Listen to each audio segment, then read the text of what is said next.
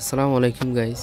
তো আজকে 3 থেকে 4 দিন হবে আমাদের ঘরের কারে একটা বিড়াল বাচ্চা ফুটিয়েছে। তো আমরা নিচ থেকে শুনি বিড়ালের বাচ্চার আওয়াজ শোনা যায়, কিচকিচ করে ডাকে। তো আজকে দেখতে আসলাম যে কয়টা বাচ্চা ফুটিয়েছে।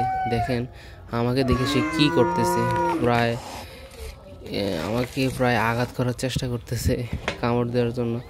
তো আমি দেখতে চাই সেই কয়টা বাচ্চা হয়েছে।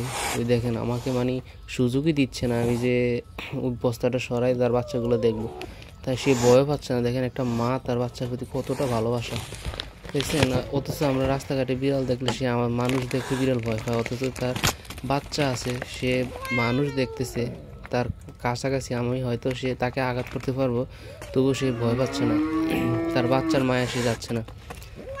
মাশাল্লাহ দেখেন প্রায় 4টা বাচ্চা ফুটিয়েছে। ওই যে একটা পশ্চিমে দেখতে পাচ্ছেন, কি সুন্দর মাশাল্লাহ, আল্লাহর সৃষ্টি।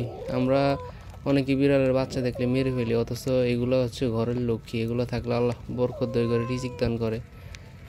তো বিড়ালকে কখনো আপনারা মারবেন না, আঘাত করবেন না, একটু যত্ন করবেন। আমি দেখতেছি একটু বড় হোক, আমি ওদের খুব স্নেহ করব। আমি নেক্সট ভিডিও দেবো ইনশাল্লাহ এই বাচ্চাগুলার। তবে এখন আসছি, আবার 1 সপ্তাহ পরে আসবো। ওদের ডিস্টার্ব করলে ওরা অস্বস্তিকর বোধ করে।